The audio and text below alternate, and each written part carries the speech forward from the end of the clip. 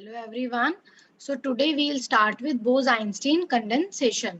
मैंने last class में जो है तुम लोगों को बताया था अबाउट द गैस डीजेनरेसी और मैंने ये चीज बोली थी अगर वो कॉन्सेप्ट क्लियर है then only you can understand this Bose-Einstein condensation. तो लास्ट क्लास में हमने क्या देखा था? लास्ट क्लास में हमने एक टेम्परेचर निकाला था which is known as the critical temperature और हमने एक चीज देखी थी जब हमारा टेम्परेचर जो है it becomes less than TC, that means TC जो है हमारा it is the temperature at which the degeneracy of energy level starts. हमने ये ग्राफ भी देखा था बिटवीन U एंड T और हमने देखा था जब टेम्परेचर जो है हमारा वो TC के बराबर हो जाता है और जब हम इस टेम्परेचर को फर्दर डिक्रीज करते हैं देन इन दैट केस जो हमारी बोस-आइंस्टीन गैस है उसका बिहेवियर जो है it deviates from the behaviour of perfect gas. So from here we can say that at temperature TC, that is the critical temperature, the degeneracy of energy level starts. Degeneracy जो है उसका मतलब मैंने बताया था. Degeneracy जो है simply gas degeneracy हमारा क्या होता है? It is simply the deviation from the perfect gas behavior which is exhibited by a Bose-Einstein gas. This is known as gas degeneracy. और हमने लास्ट क्लास में क्या देखा कि ये जो डेविएशन है बोस-आइंस्टीन गैस का from the perfect gas behaviour it is exhibited when the temperature जो है it becomes less than the critical temperature. ठीक है, तो अब हम देखेंगे कि how Bose Einstein condensation occurs when we decrease the temperature to a very low temperature. यहाँ पे एक चीज और देखने वाली है. लास्ट क्लास में ये एक लाइन लिखी गई थी, hence the critical temperature TC is the lowest temperature for which a solution of equation 3.34 is possible. Now what is equation number 3.34? equation number 3.34 है हमारी ये equation. ठीक है, जब हमने बोस-आइंस्टीन गैस का डेरिवेशन किया था वहां पर हमने ये वैल्यू निकाली थी which is representing the total number of particles. और ये एक्सप्रेशन जो है हमने डिराइव करने के लिए क्या कंसीडर किया था? हमने जो समेशन है उसको रिप्लेस किया था बाय इंटीग्रेशन. और यू कैन से दैट हमने इसमें क्या कंसीडर किया था कि जो हमारे एनर्जी लेवल्स हैं they are very closely spaced, जिनमें हमें पार्टिकल्स को डिस्ट्रीब्यूट करना है. They are very closely spaced. So if we have to find the total number of particles then we can simply integrate dn over the entire range 0 to infinity. dn हमारा क्या था? dn जो है represent कर रहा था number of particles in the energy range u and u plus du.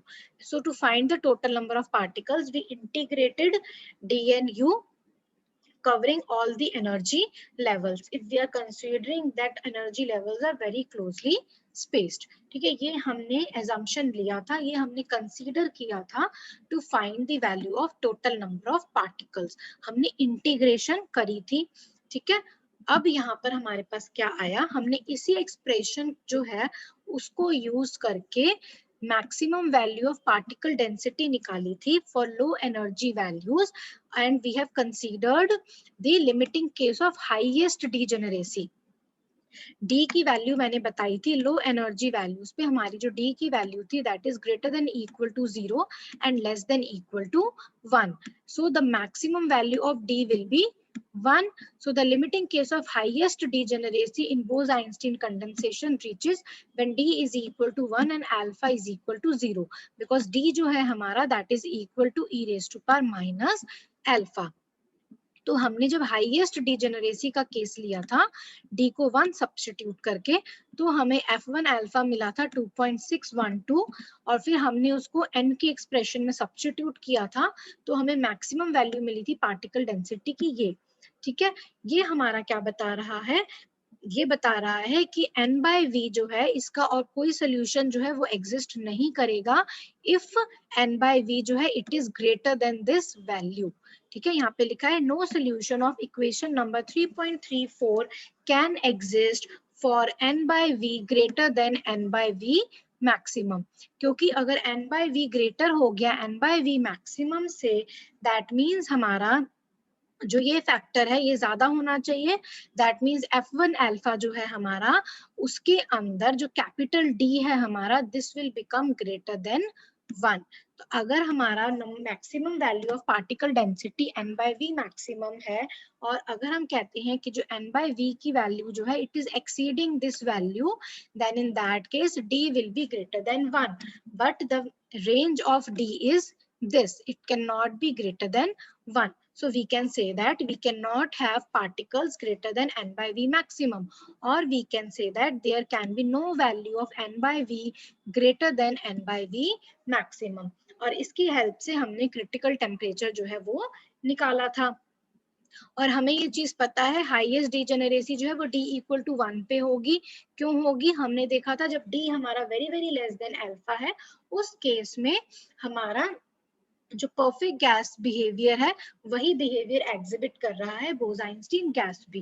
पर अगर हमारी डी की वैल्यू जो है अप्रिशिएबल हो जाती है, which can not B neglected, तो अप्रिशिएबल वैल्यूज पे डीजेनरेसी जो है वो अकर होती है।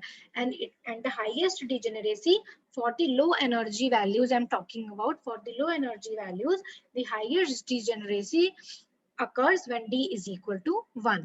तो यहाँ पर हमने ये चीज देखी थी। तो यहाँ से हम ये कह सकते हैं कि क्रिटिकल टेम्परेचर वो टेम्परेचर है जिसपे जो है for which a solution of equation 3.34 is possible. That is, there is one solution of equation 3.34 for t less than Tc। इसका मतलब है जब हम टेम्परेचर जो है उसको फर्दर रिड्यूस करेंगे क्रिटिकल टेम्परेचर से, तो उस केस में सिर्फ एक ही सोल्यूशन जो है वो पॉसिबल है। n अपॉन v की वैल्यू जो है n अपॉन v मैक्सिमम से ज्यादा नहीं हो सकती। ठीक है, बट ऐसा क्यों है?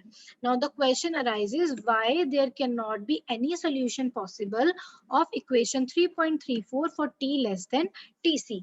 क्यों हमारा n बाय v जो है वो और ज्यादा नहीं हो सकता n बाय v मैक्सिमम से, when the temperature is less than critical temperature।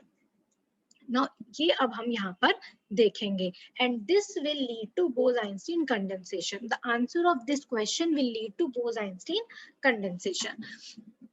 Now ये क्या कहता है, हमने जब नंबर ऑफ पार्टिकल्स निकाले थे बोस-आइंस्टीन गैस में, देन उस केस में हमने एनर्जी लेवल्स को बहुत ही ज्यादा क्लोजली स्पेस्ड कंसीडर किया था।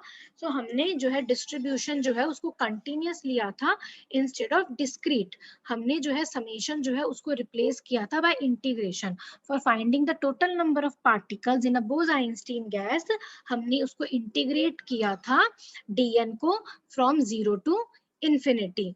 लेकिन हमारे पास क्या है, देखो dnu हमारा क्या है, dnu हमारा आया था gu du upon e raised to power alpha plus u upon kt minus 1, where gu is 4 pi mv upon h cube into under root 2mu। ये एक्सप्रेशन जो है हमारी आई थी बोस-आइंस्टीन गैस में। अगर तुम लोग को याद नहीं है तो मैं ये दिखा देती हूँ। हमने ये dnu निकाला था, ठीक है, जिसमें हमारा gu क्या था, हमारा gu था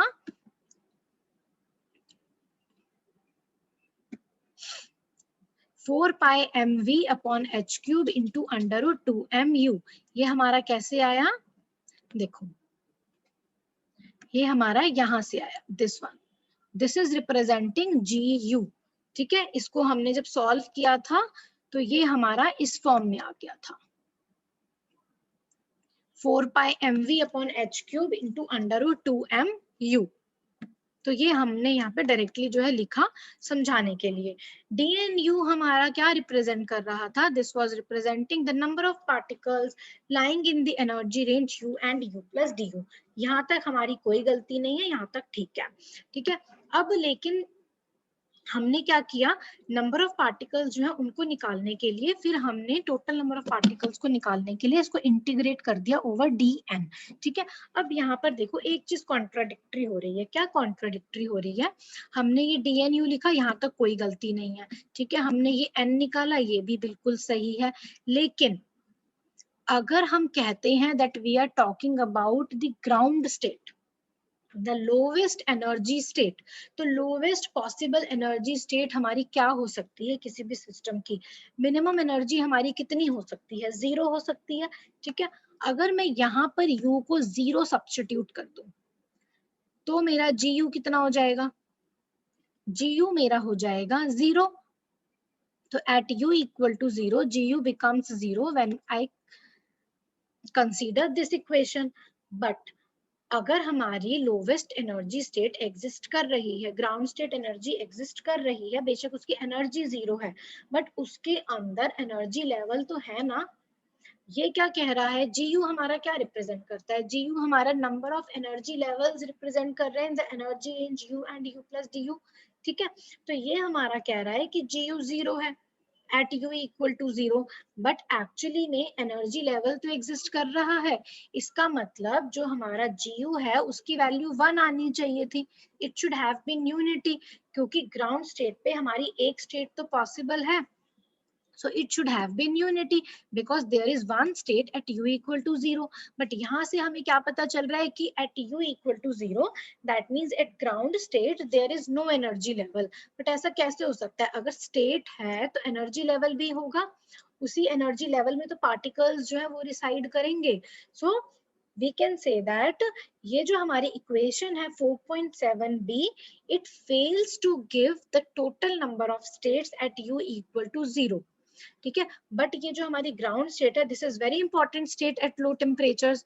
ठीक है, इसको हम ऐसे ही नेग्लेक्ट नहीं कर सकते, this is a very important temperature, this is a very important state at low temperatures because we know at low temperatures large number of particles जो है they will occupy this state, so we cannot neglect this state, but we how to find the number of particles using this expression, how to find the number of particles in the ground state using this expression, क्योंकि यहाँ पर जो हमारा GU है ये तो हमें ये बता रहा है that at ground state this is 0, तो अगर GU 0 हो गया तो DN भी 0 हो गया, but lowest energy state पे we have large number of particles, so इस स्टेट को अब हम कैसे कंसीडर करें और ये ऐसा क्यों हो रहा है। देखो ये इसलिए हो रहा है क्योंकि हमने एनर्जी लेवल्स जो है उनको इतना क्लोजली स्पेस्ड लिया था, और जो हमारे पास बोस-आइंस्टीन डिस्ट्रीब्यूशन लॉ था Ni is equal to Gi upon e raised to power alpha plus beta ei minus 1, ये हमारा बोस-आइंस्टीन डिस्ट्रीब्यूशन लॉ था जो हमें बता रहा था Ni the number of particles that are distributed in the Gi sub-energy levels corresponding to the ith energy state having average energy Ui, उसको हमने कंटिन्यूम केस में dn से रिप्लेस किया था, that means in the continuum limit हमने Ni को लिया था Nu du, the number of particles lying in the energy range U and U plus du, और Gi को हमने रिप्लेस किया था bye Gu du which is now representing the number of energy states or the number of sub energy levels or the number of particle states lying in the energy range U and U plus du। तो यहाँ पर हम ये कहते हैं अगर हमारा U non zero है तब हमारा GU भी नॉन जीरो है, तब DN भी नॉन जीरो है, मतलब ये एक्सप्रेशन हमारी वैलिड है, this expression is valid for the states above ground states, ground state को छोड़कर हमारी और जितनी भी एनर्जी स्टेट्स हैं उन सब के लिए ये इक्वेशन नंबर 4.7 जो है it holds good, because at U not equal to 0 this equation 4.7a is non-zero. So we can say that we can apply this equation 4.7a and 4.7b for all states except ground state. जो हमारी ground state है it should be treated separately, क्योंकि at U equal to 0 हमारी ये जो equation है it fails to give the number of particle states or the number of states at U equal to 0, but we cannot neglect ground state energy as such.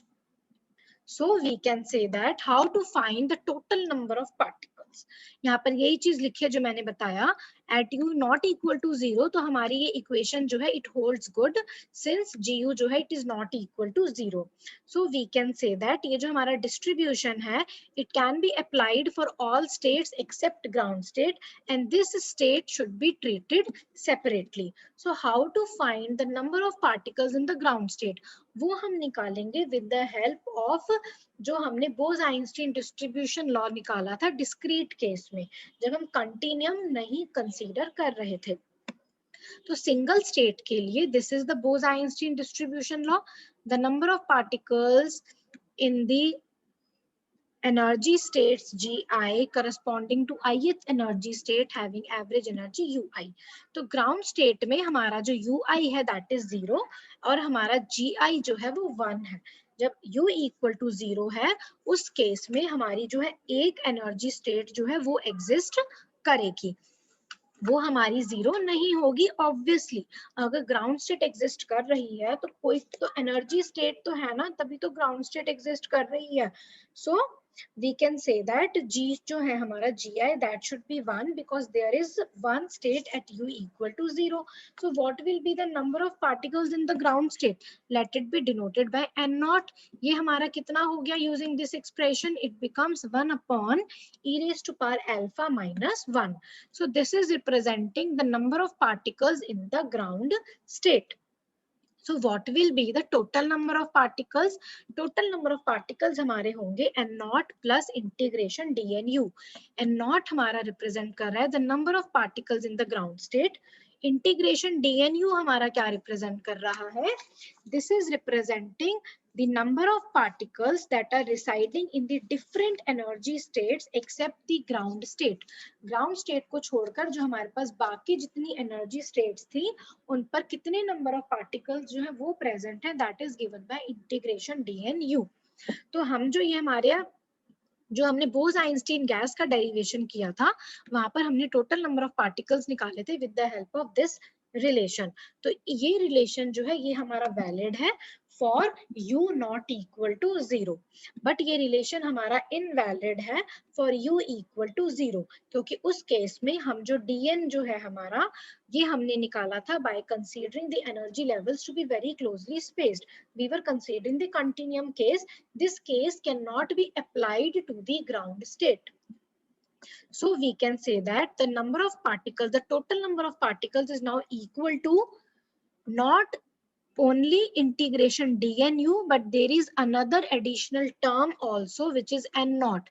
So n is now not equal to integration dnu, it is equal to n naught plus integration dnu, where n naught is the number of particles in the ground state and integration dnu is representing the number of particles in all the states except the ground state.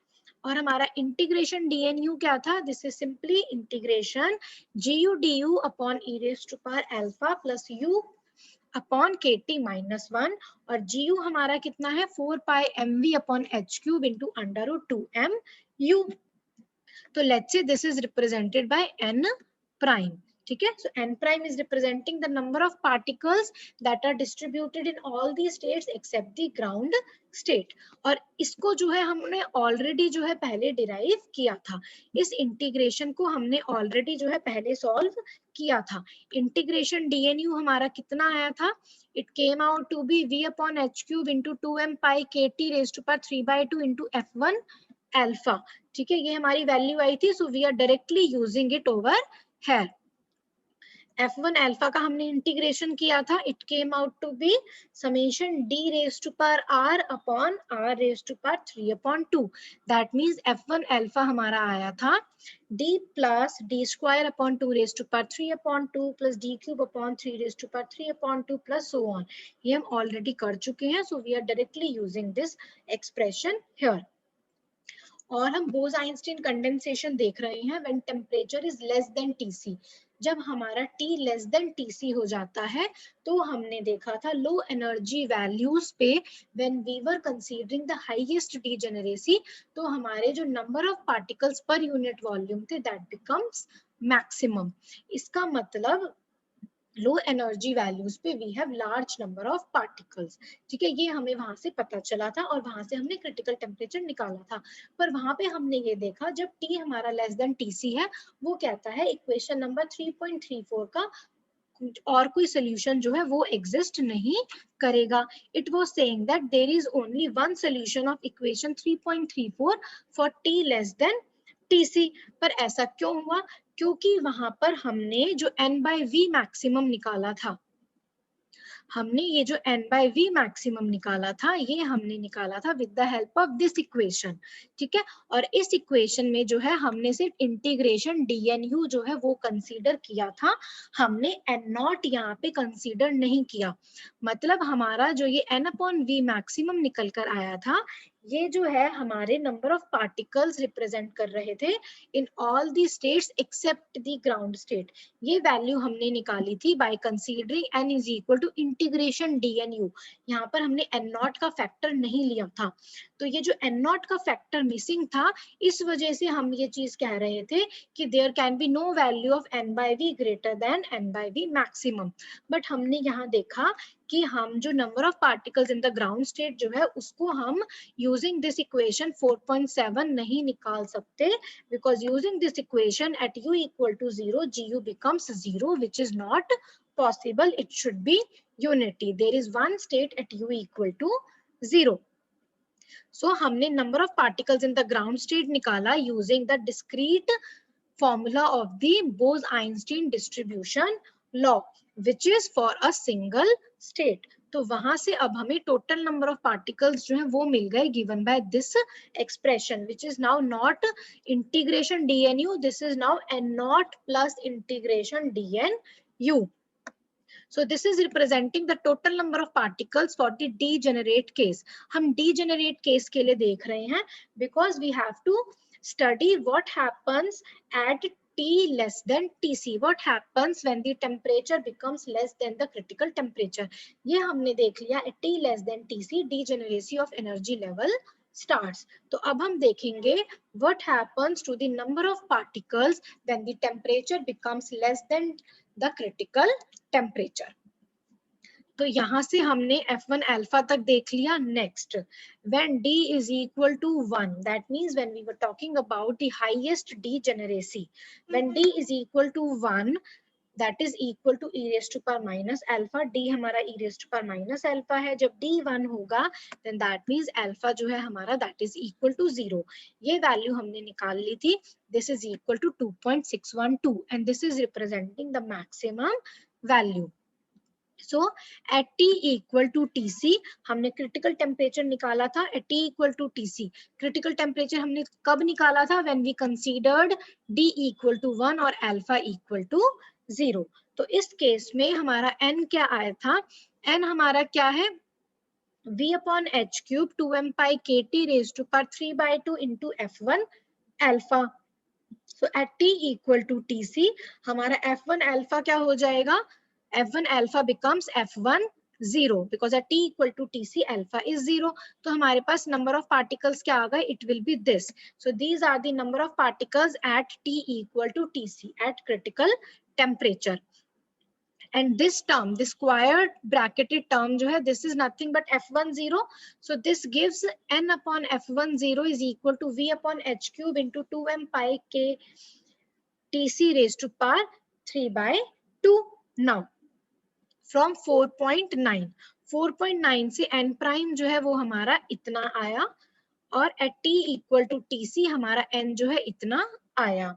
So we can write n prime is equal to n into T upon Tc raised to power 3 upon 2 into F1 alpha upon F1 0. ये हमारा कैसे आया? When we divide the equation n prime and n. Now divide equation number, यहाँ number नहीं लिखा, divide this equation by this equation. n prime हमारा है v upon h cube into 2m pi kt raise to power 3 by 2 into f1 alpha. अगर अब मैं n prime upon n निकालूं, I am dividing this n prime equation by n. तो n prime upon n मेरा क्या आएगा? F1 0 को मैं यहाँ ले गई. n प्राइम अपॉन n क्या होगा मेरा? v upon h cube into 2m pi k. ये जो है दोनों में कॉमन है, v अपॉन h क्यूब और 2m pi k raise to power 3 by 2 दोनों में कॉमन है. So it will cancel out. क्या बचेगा? 2 raise to power 3 by 2 in f1 alpha in n prime and tc raise to power 3 by 2 into f1 0 in n. So we get n prime upon n is equal to T upon Tc raised to power 3 by 2 into F1 alpha upon F1 0. Or we can say n prime is equal to n into t upon tc raised to power 3/2 into f1 alpha divided by f1 0. I hope ये equation सबको clear है। ये कैसे आई देखो, हमारे पास total number of particles degenerate case में है n not plus n prime. These are the number of particles in the ground state, these are the number of particles in the states except the ground state. n prime हम already पहले calculate कर चुके हैं, it comes out to be this. ठीक है, फिर हमने देखा at t equal to tc alpha is 0, d is 1, so at t equal to tc f1 alpha becomes f1 0, that is equal to 2.612. So we can write n prime is equal to n into t upon tc raised to power 3/2 into f1 alpha upon f1 0. Now, from equation 4.10, we find that with d less than 1, f1 alpha will have value less than that with d equal to 1. देखो, जब d equal to 1 है, f1 alpha की value है f1 0. जब d हमारा less than 1 है, उस case में f1 alpha जो है हमारा क्या होगा, it will always be less than f1 0. f1 0 जो है, this is the maximum value at d equal to 1. So f1 alpha जो है हमारा for other values of d, for d less than 1, ठीक है, for all the other values of d except d equal to 1, f1 alpha जो है it will always be less than f1 0, since f1 0 is the maximum value. So from here we can say that f1 alpha is always less than f1 0 when alpha is not equal to 0. So it means that n prime given by equation number 4.11 acquires its maximum value when alpha equal to 0. अगर alpha non zero है, उस case में f1 alpha जो है it will be less than f1 0. So what will happen to n prime when alpha equal to 0? जब alpha हमारा 0 होगा, then in that case f1 alpha जो है हमारा वो f1 0 हो गया, that is the maximum value. So it says that n prime जो है हमारा वो मैक्सिमम होगा only when alpha equal to 0. So the maximum number of particles occupying the states above the ground state will now be n prime is equal to n into t upon tc raised to power 3/2 when t is less than tc. Why we are considering when t is less than tc? Because we are finding the total number of particles for the degenerate case. Degenerate case means we are talking about the temperatures less than the critical temperature. तो यहाँ पर हमें क्या मिल गया, maximum number of particles occupying the states above the ground state. So what will be the maximum number of particles occupying the ground state? n हमारा कितना है, n is equal to n naught plus n prime. ठीक है, n prime हमारा आ गया, तो n not हम कैसे निकाल सकते हैं, n not is equal to n minus n prime. तो यहाँ से हमारा n नॉट आ गया n minus n prime, substitute n prime, तो ये हो गया 1 minus t upon T C raise to power 3/2 when t less than tc. तो n नॉट हमारे क्या है, these are representing the number of particles in the ground state और the number of particles that will condense into the ground state. अब इसको ध्यान से सुनो, इससे हमें क्या पता चल रहा है, n प्राइम हमारा है the maximum number of particles occupying the states above the ground state for the temperatures less than critical temperature. n not हमारा है the rest of the particles, बाकी पार्टिकल्स तो हमारे बाकी स्टेट्स को ऑक्यूपाई कर लिया जो अबव ग्राउंड स्टेट है, फिर जो पार्टिकल्स बच गए n में से, that means the n not number of particles, वो कौन सी पोजीशन ऑक्यूपाई करेंगे, वो हमारी ग्राउंड स्टेट ऑक्यूपाई करेंगे। यहाँ पर देखो, जब हमारा टेम्परेचर क्रिटिकल टेम्परेचर के इक्वल हो जाएगा, सब्स्टिट्यूट है और T इक्वल टू टीसी, जब T हमारा TC के इक्वल हो गया, हमारा ये टर्म क्या हो गया 1 माइनस 1 दैट इज 0। इसका मतलब जब T इक्वल टू TC है, हमारा n नॉट जो है वो 0 हो गया, मतलब ग्राउंड स्टेट पे कोई पार्टिकल नहीं है।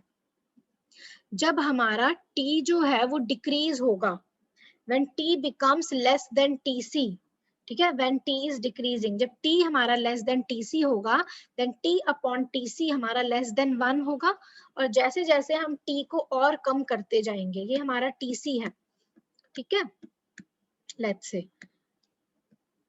फिर हम T जो है उसको और कम करते जा रहे हैं, तो जैसे जैसे हम T को और कम करेंगे, T अपॉन TC हमारा और कम होता जाएगा।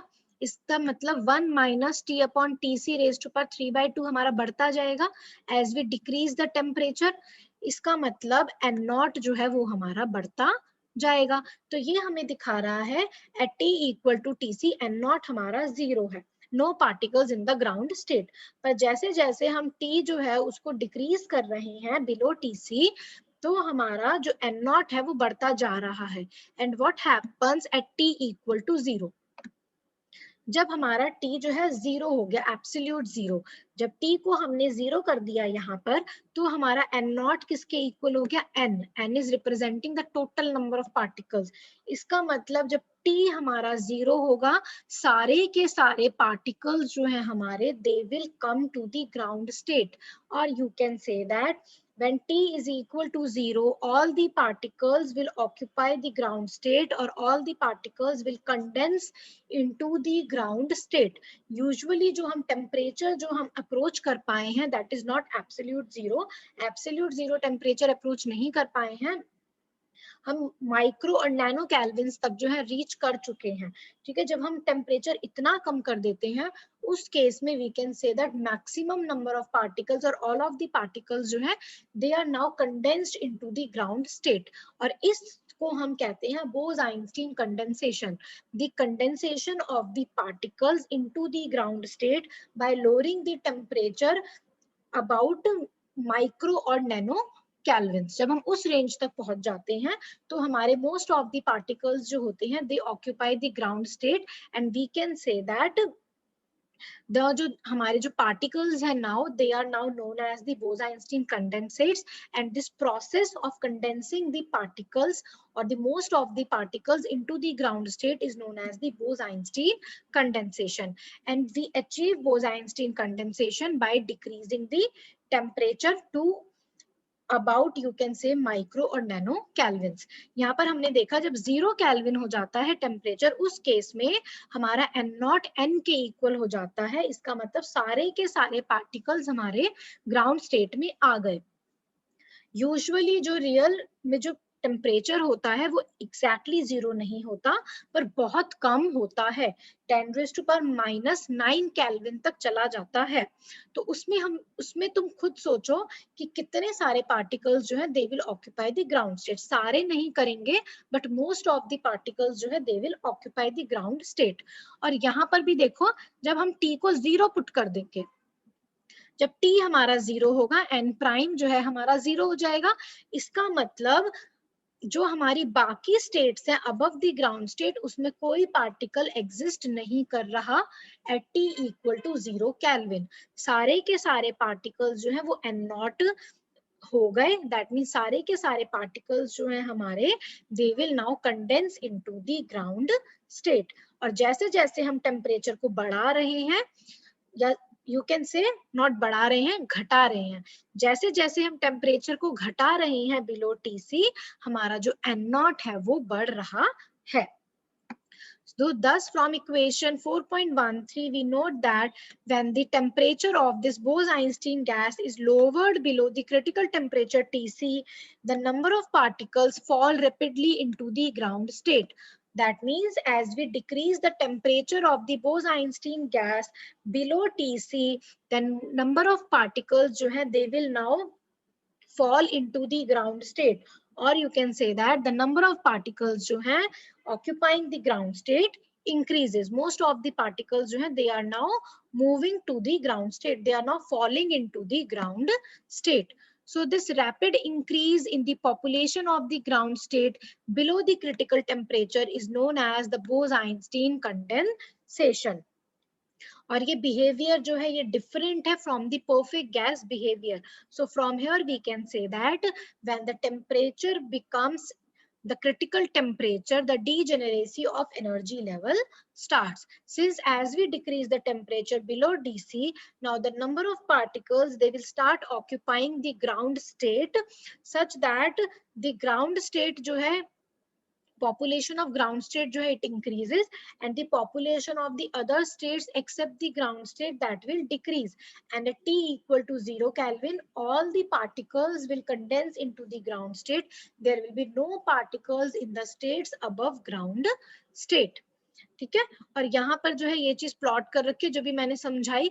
जब टेम्परेचर हमारा TC के इक्वल हो जाएगा उस केस में हमारा N नॉट जो है वो 0 होगा. When T is equal to TC, N naught is 0. ठीक है, no particle in the ground state. And as we decrease the temperature at T equal to 0, the number of particles in the ground state becomes maximum equal to 1. ये ratio निकाली है N upon N not. ठीक है, N naught जो है हमारा eight T equal to 0, हम यहाँ पे इक्वेशन 4.13 से देख सकते हैं. At T equal to 0 N not is equal to N. So the ratio of N naught upon N और N अपॉन N नॉट जो है it is 1 at T equal to 0. ठीक है, वही यहाँ पर जो है प्लॉट कर रखा है. ठीक है, so it is showing that at the ground state U equal to 0, the particles of a Bose-Einstein degenerate gas condensed in the ground state. ठीक है, now next, अब हमें क्या देखना है. हमने Bose-Einstein कंडेंसेशन यहाँ पे समझ लिया. आई होप सबको ये चीज क्लियर है. हमने क्या देखा, मैं एक बार थोड़ा सा समराइज कर देती हूँ. Total number of particles हमने देखा for degenerate case, that means when temperature is less than TC, that becomes N naught plus N prime. उस केस में हम जो N naught जो है उसको neglect नहीं कर सकते because low energy values पे we can have large number of particles occupying we can say that ground state जो है it is a very important state at low temperature. Why? Because a large number of particles जो है it occupy this ground state at very low temperatures. तो उस case में N जो है हम उसको directly N prime नहीं ले सकते. We have to find N naught. N naught को हमने निकाला using the Bose-Einstein distribution law. Ni is equal to Gi upon e raised to power alpha plus beta ui minus 1. तो वहां से हमारे पास N आ गया N not plus N prime. फिर हमने पहले N प्राइम निकाला, the maximum number of particles occupying the state above the ground state. फिर हमने N नॉट निकाला और हमने ये देखा जैसे जैसे हम टेम्परेचर जो है उसको कम करते जाएंगे क्रिटिकल टेम्परेचर से, जो हमारी ग्राउंड स्टेट की पॉपुलेशन है वो इंक्रीज होती जाएगी और बाकी जो सारी स्टेट्स है हमारी उसकी पॉपुलेशन जो है वो कम होती जाएगी. ठीक है, so we can say that at T is equal to 0 Kelvin all of the particles जो है they are now occupying the ground state. So ये जो process होता है हमारा of rapid increase in the population of ground state below the critical temperature, this is known as the Bose-Einstein condensation. ठीक है, इतना हमने अभी तक किया. ना अब यहाँ पर क्या है, ये कहता है अगर हम कंसीडर कर रहे हैं लिक्विड हीलियम तो उसका जो हमारा क्रिटिकल टेम्परेचर होता है that is about 3.14 kelvin. 5 kelvin के अराउंड भी आ जाता है, 3.14 केल्विन पे भी होता है. लेकिन जो कंडेंसेशन जो है एक्चुअली और जो डीजेनरेसी होती है लिक्विड हीलियम में वो जो है हमें दिखती है एट 2.19 केल्विन. ठीक है, so this temperature So below this temperature, the liquid helium displays the remarkable physical properties of a superfluid. It is generally believed that this transition in the liquid helium is associated with the Bose-Einstein condensation. यहाँ पे ये एक example से समझाया गया है कि liquid helium जो है जब उसको एक्सपेरिमेंटली स्टडी किया गया था और वहां पे देखा गया जब हम उसका टेम्परेचर बहुत ज्यादा कम कर देते हैं तो at very low temperature that you can say around 2.19 kelvin, इस टेम्परेचर पे जो हमारा लिक्विड हीलियम है वो अलग तरीके से बिहेव करना शुरू कर देता है. It becomes a super fluid. Liquid helium जो है वो सुपर फ्लूइड बन जाता है एट 2.19 केल्विन. तो ये जो एकदम से डिफरेंट प्रॉपर्टीज जो एग्जिबिट कर रहा है it is associated with the Bose Einstein condensation. तो हम कहते हैं बोस-आइंस्टीन कंडेंसेशन की वजह से जो हमारे पार्टिकल्स जब रिसाइड कर रहे हैं इन द ग्राउंड स्टेट उन पार्टिकल्स की प्रॉपर्टीज जो है चेंज हो जाती हैं. उन पार्टिकल्स को हम लोग बोलते हैं Bose Einstein condensates because these particles are generated because of the Bose Einstein condensation. तो यहाँ पर बस इसको ये एक्सप्लेन किया है with the help of a one example. Next, for temperatures above TC alpha मस, इसमें ज्यादा कुछ करने की जरूरत नहीं है, बस सिंपली ये है for T greater than TC, जब हमारा टेम्परेचर जो है it becomes greater than critical temperature, उस केस में हमारा जो n है वो n प्राइम के इक्वल होता है और n नॉट जो है वो हमारा 0 हो जाता है। यहाँ पर हमने देखा था जब t हमारा TC के इक्वल है, n नॉट जो है हमारा 0 है, मतलब पार्टिकल्स जो है वो ग्राउंड स्टेट को ऑक्यूपाई तभी करेंगे जब टेम्परेचर जो है बोस-आइंस्टीन गैस का वो क्रिटिकल टेम्परेचर से कम हो जाएगा। अदरवाइज अगर हमारा टेम्परेचर क्रिटिकल टेम्परेचर से ज्यादा है, उस केस में टोटल नंबर ऑफ पार्टिकल्स जो है वो इक्वल टू n प्राइम ही होता है, मतलब उस केस में टोटल नंबर ऑफ पार्टिकल्स को हम निकाल सकते हैं simply by integration dnu। So at t greater than tc total number of particles जो है n जो है that is equal to n prime equal to integration dnu। But जब हमारा टेम्परेचर लेस देन tc हो जाता है, उस केस में n जो है वो हमारा हो जाता है n not plus n prime. So for t greater than tc, n prime जो है it is equal to n prime और n का हमारा relation क्या था, n prime is equal to n into t upon tc raised to power 3 upon 2 into f1 alpha upon f1 0. So at t greater than 0, this n prime जो है it becomes equal to n. So in that case f1 alpha जो है it will be equal to f1 0 into tc into t upon raised to power 3 upon 2. So and f1 0 is what, it is 2.612, so f1 alpha जो है it becomes 2.612 into tc upon t raised to power 3 upon 2. So at t equal to tc, यहाँ पर देखो जब हम t को tc के equal कर देते हैं तो हमारा f1 अल्फा जो है वो f1 0 के इक्वल हो जाता है 2.612, और वही हमने देखा था at t equal to tc d is 1 alpha is 0, so f1 alpha is equal to f1 0 equal to 2.612। तो यहाँ से हमें ये रिलेशन मिल गया between f1 alpha and f1 0 when we have substituted n prime is equal to n for temperatures greater than critical temperature. So इस expression को if I'll substitute in the expression of total number of particles, then what will be n now? f1 alpha हमारा क्या हो जाएगा? It will be 2.612 into tc upon t raised to power 3 upon 2, where n is giving the total number of particles in the Bose-Einstein gas. ठीक है? This is giving the total number of particles, not the particle states. ठीक है, तो आई hope ये सबको clear है। ये equation कैसी आई, हमारी जो ये इक्वेशन थी ना बोस-आइंस्टीन गैस में, ये 3.34, this is the very important equation, क्योंकि हमें नंबर ऑफ पार्टिकल्स को स्टडी करना है बोस-आइंस्टीन कंडेंसेशन में, कि नंबर ऑफ पार्टिकल्स जो है वो कितने हो जाते हैं ग्राउंड स्टेट में, तो ये इक्वेशन हमारी बहुत इंपॉर्टेंट है। ठीक है, so for temperatures greater than TC हमारा एन जो है it will be given by this expression. ठीक है, तो यहाँ पर हमारा बोस-आइंस्टीन कंडेंसेशन खत्म हुआ। आई होप ये सबको क्लियर है। बोस-आइंस्टीन कंडेंसेशन का सिंपली बस इतना मतलब है, जब हम टेम्परेचर को डिक्रीज करते हैं बोस-आइंस्टीन गैस का and when it becomes less than critical temperature, then in that cases जो ग्राउंड स्टेट जो है उसकी पॉपुलेशन बढ़ने लग जाती है। So the rapid increase in the population of ground state when we decrease the temperature below the critical temperature, then this phenomena is known as the Bose-Einstein condensation, and the particles residing in the ground state, they are now known as the Bose-Einstein condensates. ठीक है, now in the next class we'll study the Fermi-Dirac statistics. तो अब next class से we'll start with the third statistics, which is the Fermi-Dirac statistics.